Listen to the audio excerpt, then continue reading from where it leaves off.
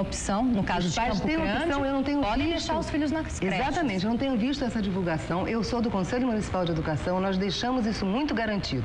O pai não tem obrigatoriamente colocar a criança no primeiro ano. Ele pode continuar permanecendo com seu filho nos CEINFs. Por quê? A criança passa 8 dias dentro da creche com alimentação, com educação, com higienização. Então, os pais correram para as escolas porque não houve essa informação até agora. E eu estou impressionada porque essa deliberação do Conselho Municipal de Educação foi feita no dia 5 de dezembro.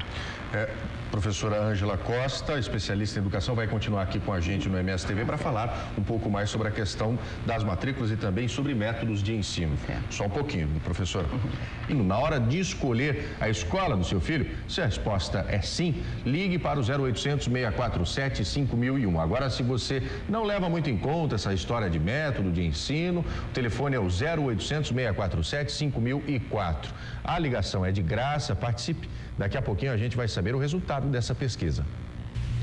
Em Dourados, a manhã foi nublada e fez... Escola onde o filho vai estudar, os pais se veem à frente de uma verdadeira encruzilhada. Escola pública ou particular? Perto ou distante de casa? A estrutura física vai interferir na educação? Talvez todas essas questões sejam simples de solucionar diante da complexidade de um outro questionamento.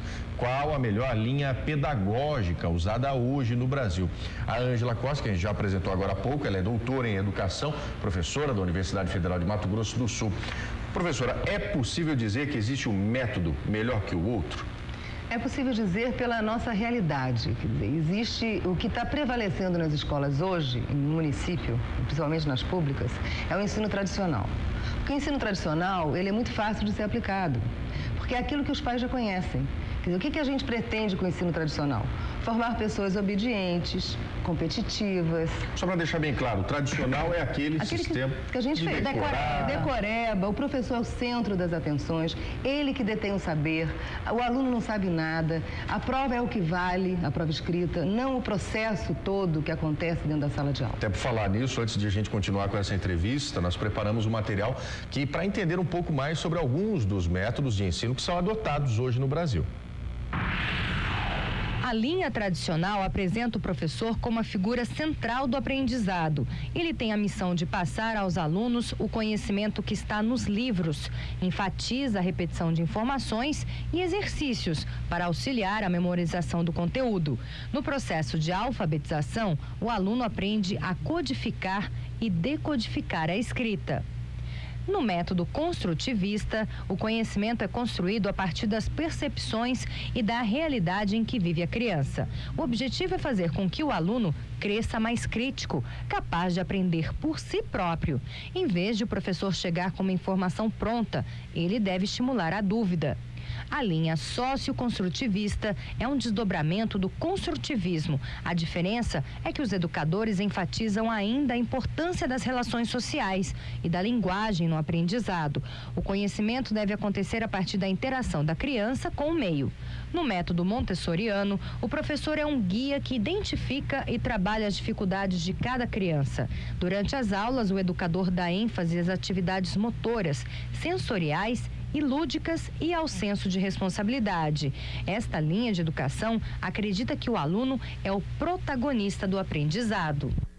E antes de continuar a nossa entrevista, a gente lembra da pesquisa interativa de hoje. Participe respondendo a seguinte pergunta. A gente colocou agora há pouco aí os métodos de ensino, né? Você leva em conta o método de ensino da hora de escolher a escola do seu filho? Se a resposta é sim, ligue para o 0800 647 5001. Agora, se você não leva em consideração o método de ensino adotado pela escola na hora de fazer a matrícula do seu filho, ligue para o 0800 647 5004.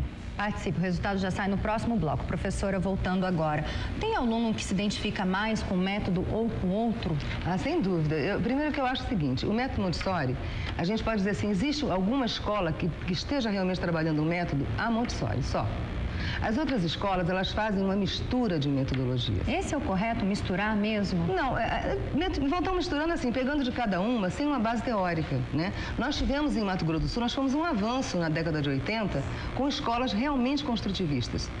A minha dissertação de mestrado até foi em cima desse tema, que era um programa nacional que veio preparar professores com mais de 2.000 horas para realmente aplicar uma metodologia chamada construtivista, né?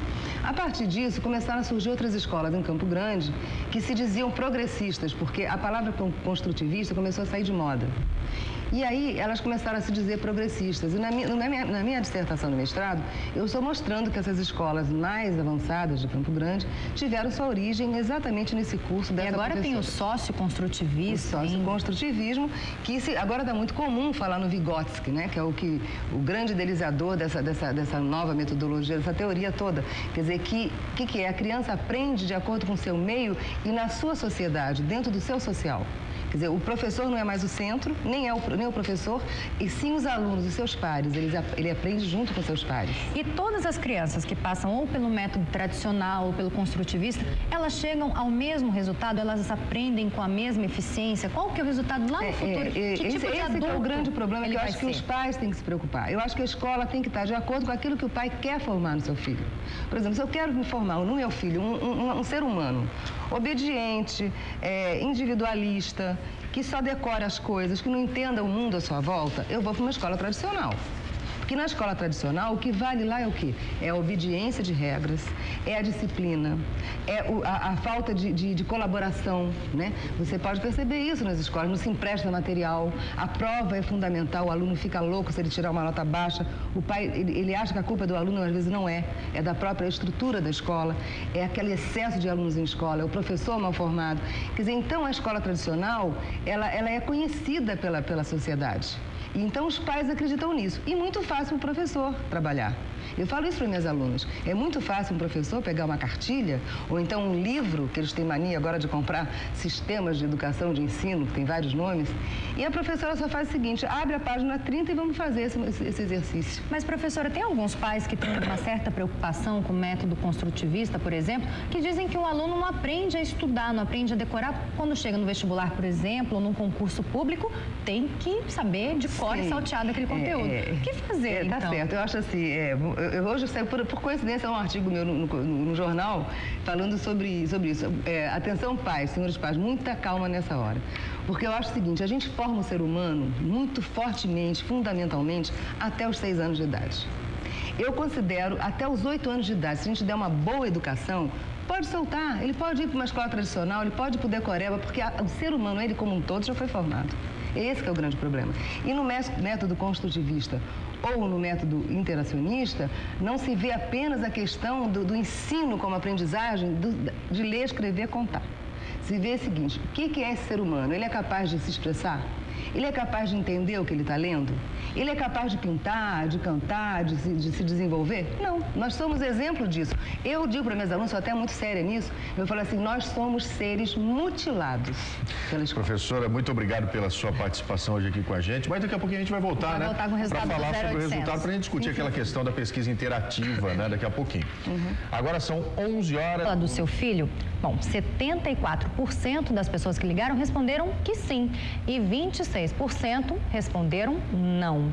A gente lembra que a pesquisa interativa do MSTV não tem caráter científico, reflete apenas a opinião dos nossos telespectadores. E aqui para a gente comentar esse resultado, um número bastante alto, né? Ponto aí que os pais realmente estão preocupados na hora de fazer a matrícula, saber como aquela escola vai ensinar essas crianças. Sim, eu acredito que as pessoas que ligaram também são pessoas que têm filhos em escolas privadas. Porque geralmente nas vilas, na Vila Anhanhá, nas escolas que eu conheço, quer dizer, os pais acham que só ter a vaga já é o máximo. Eles conseguiram tudo.